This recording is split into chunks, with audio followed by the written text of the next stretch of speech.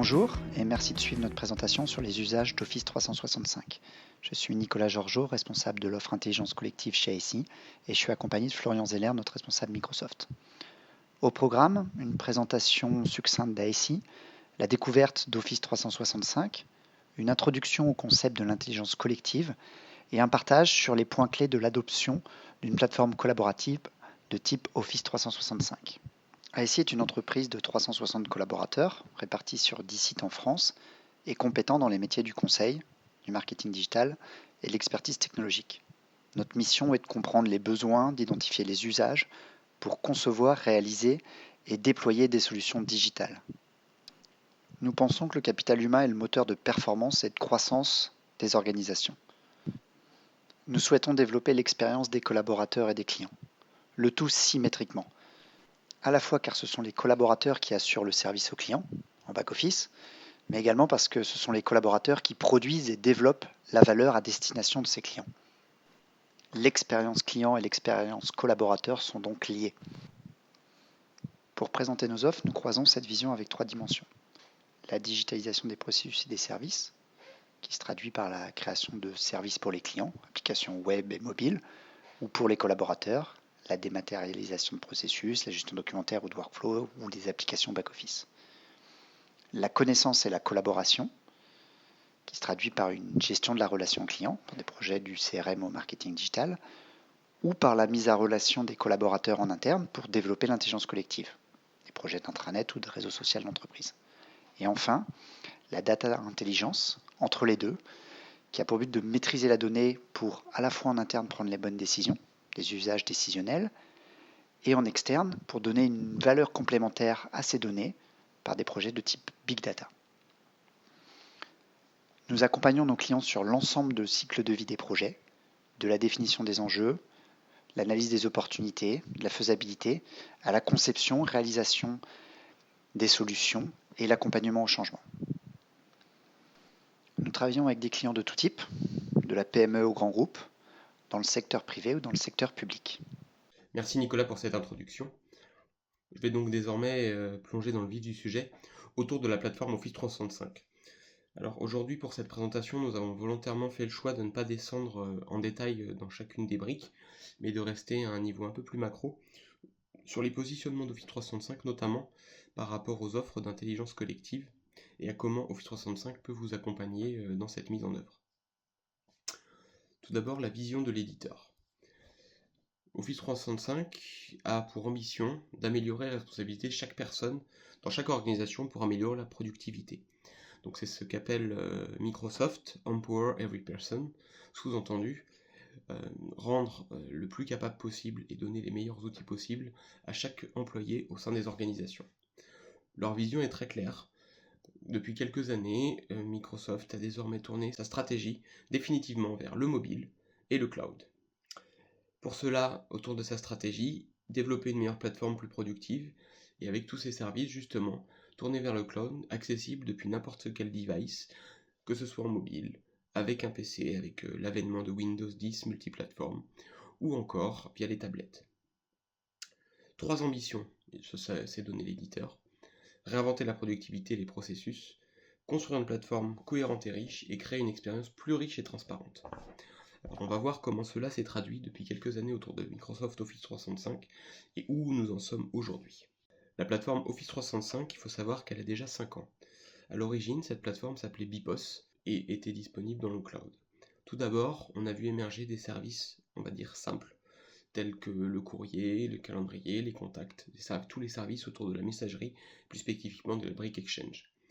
Ensuite, petit à petit, Microsoft a porté beaucoup de services dans le cloud, que ce soit des services purement Microsoft qui ont été portés dans le cloud, je pense à Office Online, SharePoint, ou encore OneDrive qui est basé entièrement sur SharePoint, ou alors des produits issus de rachats. Je pense notamment à Yammer, le réseau social d'entreprise, mais également à Skype, qui a fait l'objet d'un rachat. Skype, produit grand public que tout le monde connaît, à ne pas confondre avec le Skype entreprise que Microsoft a créé à partir de cette brique Skype, mais qui est vraiment résolument tournée vers des besoins business. Tout l'intérêt de Skype, néanmoins, réside dans son intégration parfaite entre la version grand public et la version entreprise. Désormais, on voit que Microsoft lance des applications full cloud.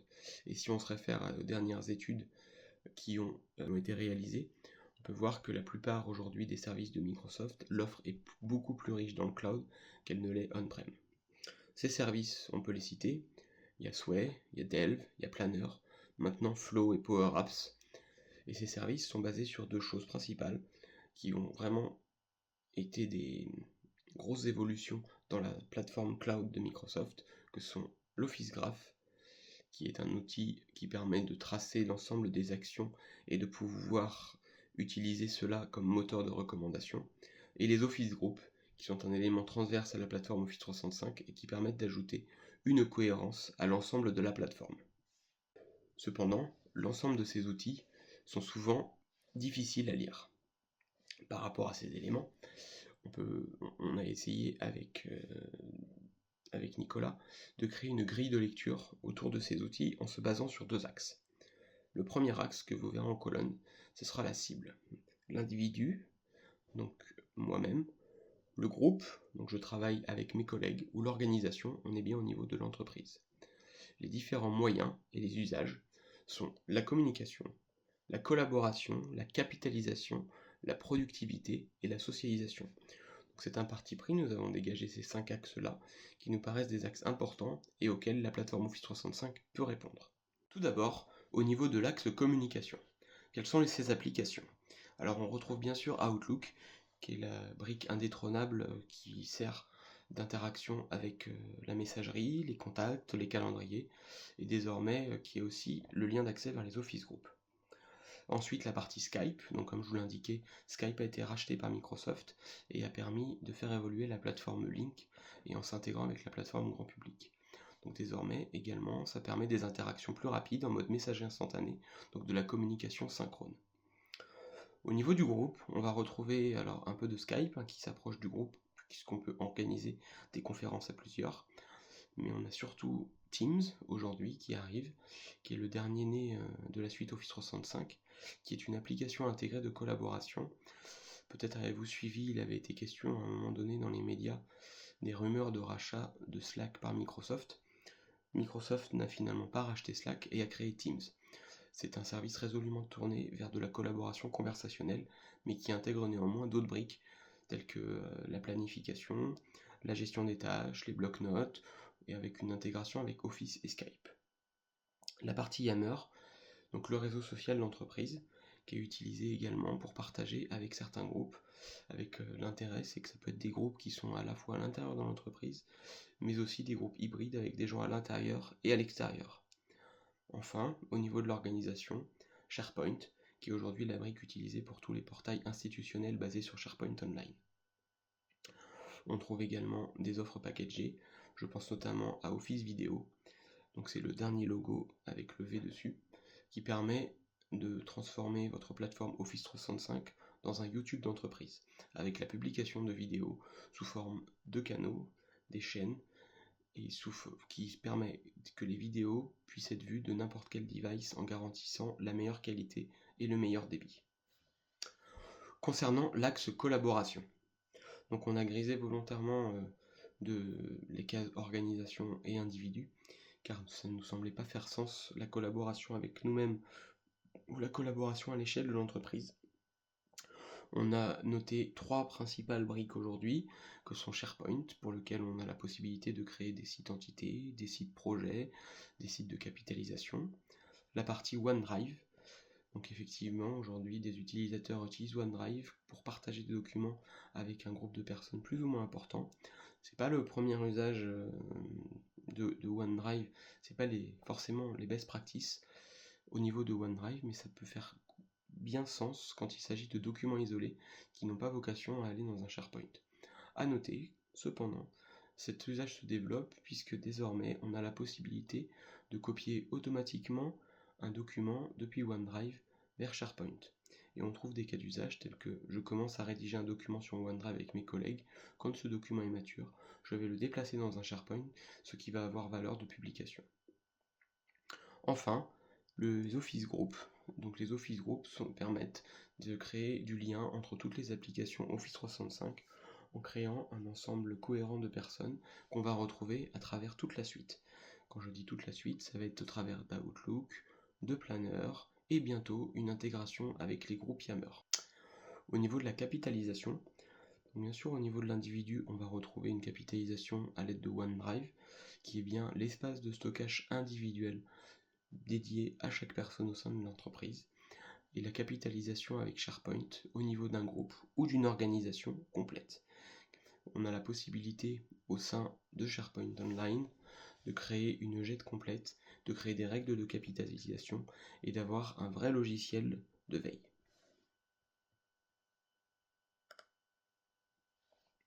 Sur la productivité, on connaît classiquement l'ensemble des applications Office, Word, Excel, PowerPoint, puis les autres icônes, Sway, OneNote, ou enfin Flow, qui est arrivé dernièrement, qui est l'icône que vous pouvez voir en bas de la colonne. Et au niveau du groupe ou de l'organisation, on a une application telle que Power Apps, qui est aujourd'hui distribuée dans le cadre des plans Office 365, qui va vous permettre de créer en clic-to-clic des applications mobiles qu'on va pouvoir bien sûr intégrer avec Flow ou avec SharePoint. Power Apps est encore aujourd'hui à ses débuts, mais c'est un début très prometteur qui devrait permettre de faciliter la création d'applications en mobilité pour l'entreprise.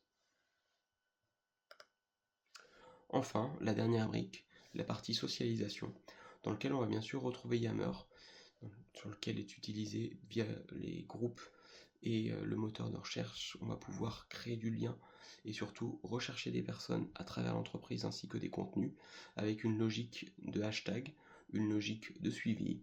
On a la possibilité de suivre des groupes, des personnes, des mots-clés, ce qui permet ensuite de retrouver facilement du contenu. Et la partie Delve va porter deux grandes fonctions. La première fonction, ça va être une fonction au niveau de l'individu, de pouvoir proposer une page de profil à chaque individu, et Delve sera demain le profil unifié sur Office 365. Et d'autre part, c'est via Delve qu'on va pouvoir retrouver le moteur de recherche, ainsi que le moteur de recommandation. Par exemple, si vous vous connectez sur Delve et que vous avez récemment travaillé sur Office 365, Delve va automatiquement vous proposer les contenus publics ou privés sur lesquels vous avez les droits qui parlent d'Office 365. Donc on voit désormais au travers ce slide que la plateforme Office 365 va pouvoir permettre d'adresser l'ensemble des pans de l'intelligence collective au sein des organisations, que ça aille de la communication à la socialisation. Et tout cela se fait bien sûr à la vitesse du cloud. C'est aussi un changement important dans l'approche et la mise en œuvre de solutions collaboratives. Quand on regarde ce slide, très simple, on constate une chose, donc c'est un extrait de la roadmap Microsoft des 30 derniers jours. Donc on voit qu'il y a 26 nouvelles applications qui ont été lancées sur la plateforme Office 365 au cours des 30 derniers jours et qu'il y en a 11 qui sont en train d'être déployées. Qu'est-ce que cela signifie ? Cela signifie que c'est une plateforme qui est en perpétuelle évolution et qui va nécessiter un accompagnement auprès de vos utilisateurs et dans les usages. Aujourd'hui, on ne peut pas se permettre de ne pas être au courant, ne serait-ce qu'au sein de la cellule support. Vous avez des utilisateurs qui vont pouvoir explorer ces nouvelles fonctionnalités. Vous avez besoin de savoir quelle réponse apporter, ne serait-ce qu'en termes de gouvernance ou en termes de support à l'utilisation des différentes briques d'Office 365. C'est vraiment un point très important sur lequel nous souhaitions insister avec Nicolas.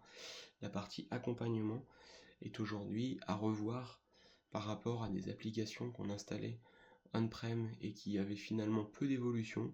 On a aujourd'hui changé le paradigme avec des plateformes en perpétuelle évolution et des outils qui arrivent continuellement et qui nécessitent chacun d'être positionné ou tout du moins d'analyser les valeurs qu'ils vont pouvoir apporter à chaque entreprise, voire à chaque individu. Au sein d'ASI, comment on traite ces problématiques-là ? Donc on intervient autour de deux choses, autour d'Office 365 sur des cadrages en amont, sur des mises en œuvre, sur des activations de services ensuite. Cette partie activation des services est très importante et on le fait au travers notamment des actions de change management avec des plans de communication, de formation, car ce dont on se rend compte, c'est que beaucoup de clients sont passés à Office 365 en arrivant par la messagerie et ont très peu utilisé les autres briques d'Office 365. Donc c'est comment faire pour tirer meilleure partie de cet abonnement Office 365. D'autres clients, ils sont arrivés par exemple par Yammer. C'est pareil. Comment dérouler la pelote pour profiter au mieux de toute la plateforme Office 365 de façon cohérente, de façon à pouvoir faire bénéficier tous vos utilisateurs de tout cela. Et la partie Azure, autour du cloud toujours, sur lequel on accompagne aussi les entreprises pour faire des réflexions autour du portage d'applications dans le cloud ou alors du développement d'applications, que ce soit en lien ou non avec Office 365. Je vais maintenant laisser la parole à Nicolas. Des fourmis éclaireuses parcourent l'environnement autour de la colonie, plus ou moins de manière hasardeuse. Quand elles trouvent une source de nourriture, elles rentrent plus ou moins directement au nid en laissant sur leur chemin des phéromones. Ces phéromones attirent les autres fourmis à proximité qui vont suivre ces pistes.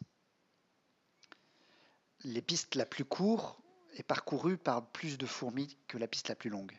Elle devient donc plus attractive et encourage l'alignement des autres.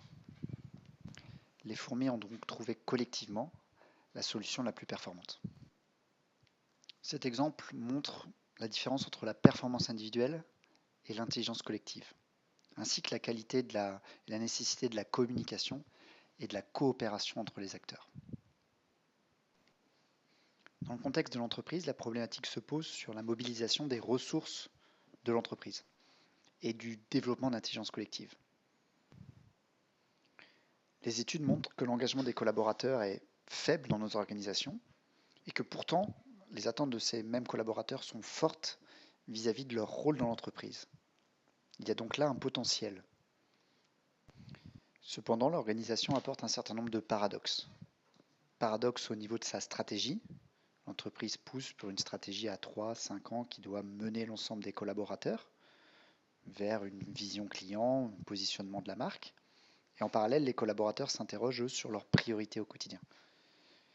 Des paradoxes autour de la circulation de l'information, où chaque collaborateur a besoin de plus d'informations en amont ou en aval de son travail, mais en même temps, chacun reçoit trop de mails.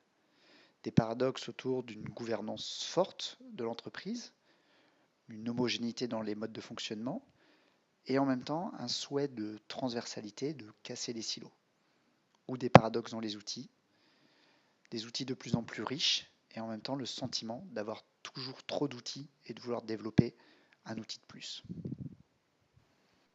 La transversalité est le sujet cœur du développement de l'intelligence collective. Pour cela, les entreprises développent des organisations de plus en plus souples, transverses, par la création d'équipes, par le développement des modes projets, mais exploite-t-on vraiment le potentiel à la fois individuel et collectif par ce genre d'organisation? C'est pourquoi aujourd'hui on voit naître des nouveaux schémas d'organisation, aussi bien au niveau de l'entreprise que dans le cadre des projets collaboratifs, qui visent à développer l'agilité, la transversalité au sein des organisations et à penser un nouveau rôle pour les collaborateurs.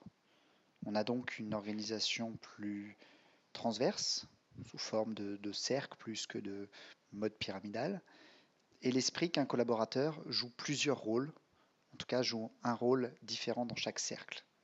C'est le développement de l'esprit des groupes, des communautés autour du collaboratif. La mise en œuvre d'une plateforme collaborative consiste à mettre en place une solution comme Office 365, mais avant tout à développer des usages et assurer l'accompagnement au changement, pour s'assurer que l'adoption, c'est-à-dire l'appropriation des pratiques par les collaborateurs. Cela passe d'abord par la définition des enjeux. Les enjeux dans ce type de projet sont portés par différentes directions, la direction générale, la direction des ressources humaines, la direction de la communication, des directions métiers et également la direction informatique. Chacune de ces directions a différents enjeux qu'il convient de partager et aussi de prioriser pour définir quelle va être l'ambition de ce projet. On distingue 5 types d'usages en entreprise sur le sujet de l'intelligence collective. D'abord la communication. Une entité va s'exprimer vers les autres. Cette communication est descendante, institutionnelle, mais peut également être transverse entre les services. Ensuite, la collaboration, le fait de travailler ensemble, qu'une équipe projet, qu'un groupe de personnes ait un objectif commun et doit travailler ensemble. La capitalisation des connaissances, la création de référentiels et de centralisation des savoirs dans un but de de les développer derrière pour que chacun puisse se les approprier. Ce qu'on appelle la socialisation, c'est-à-dire la mise en relation de chaque individu pour créer du lien et développer des initiatives. Et enfin, la digitalisation des processus pour, avec le digital, numériser un certain nombre d'opérations qui peuvent être plus ou moins manuelles et ainsi assurer l'efficacité de chacun et du collectif. Il conviendra donc de définir les usages propres à chaque entreprise pour définir ainsi le périmètre souhaité par ce type de plateforme et définir, comme on le voit sur ce radar, l'existant et la cible attendue, ce qui permet de tracer une ambition. Enfin, une fois qu'on a ces enjeux, une fois qu'on a ces usages de définis, un rôle est important sur ce qu'on appelle l'UX et l'UI, c'est-à-dire l'ergonomie et le web design, pour les valoriser et concevoir la solution au regard de ces usages. La slide illustre la différence entre un intranet collaboratif, positionné autour d'usages de communication, un réseau social d'entreprise, autour de la faculté de socialisation, de mise en relation des collaborateurs, et le concept qu'on retrouve beaucoup aujourd'hui, la digital workplace, ou l'espace de travail digital, qui vise à réunir l'ensemble et à agréger l'ensemble des informations et applications utiles à chacun dans son quotidien. Le développement de l'intelligence collective implique aussi la gestion d'une certaine dynamique de groupe. On l'a vu tout à l'heure, il y a une différence entre la performance individuelle et la performance collective. Il y a donc une nécessité de maîtriser les logiques et le développement de ces dynamiques de groupe par la définition d'un certain nombre de rôles au sein de ce groupe, par la définition de règles collectives pour s'entendre, par la nécessité de laisser du temps, de développer des méthodes pour assurer la dynamique nécessaire à la performance de ce groupe. La gestion et l'animation de ces groupes est clé dans les projets d'intelligence collective. On appelle cela parfois le community management. Enfin, dans ce type de projet, il est nécessaire d'accorder une place très importante à la conduite du changement et de la positionner au regard du projet et au regard de l'activité. Le but de ce type de projet est de développer l'activité de l'entreprise par meilleur business, meilleure productivité ou développement d'une expérience pour des clients ou des collaborateurs. Dans ce cadre, on développe le projet de plateforme collaborative. On part d'une application, on définit un certain nombre d'enjeux, d'usages qu'on va impulser via la plateforme. Mais pour que ces usages soient utilisés, on met en place un projet de type conduite du changement. Les projets de type conduite du changement s'appuient sur 4 piliers. La communication, s'assurer que les collaborateurs ont compris ce qu'on souhaitait mettre en place. La formation, s'assurer que chacun peut le faire parce qu'il maîtrise la solution, il a la capacité de la prendre en main. L'accompagnement de proximité, parce qu'au niveau des équipes, on a parlé tout à l'heure de community management, mais au niveau des équipes, il y a aussi une proximité à avoir et une adéquation entre ce qu'on propose et les processus de chacun. Et enfin, élément très important, le pilotage. S'assurer que ce changement qui est souhaité est mis en place pour que le projet puisse donner tous les bénéfices attendus. Enfin, comme tout projet qui modifie la façon de travailler, les habitudes et les outils, il faut bien prendre conscience qu'il y a plusieurs façons d'aborder ce type de projet. Une approche plutôt basée sur une destination, on sait où on veut aller, on se donne les moyens, on peut avoir une vision plus stratégique, de définir comment on va le faire, et puis parfois des approches plus en mode voyage, plus expérientielles, plus agiles, où finalement c'est en marchant qu'on apprend. Les deux approches sont intéressantes et parfois complémentaires. Cela dépend du rythme souhaité et de l'investissement aussi qu'on peut accorder. Mais cela montre surtout une nécessité d'avancer sur ce type de pratique et la volonté de développer l'intelligence collective. Merci d'avoir suivi cette présentation et n'hésitez pas à nous contacter pour aller plus loin dans vos projets.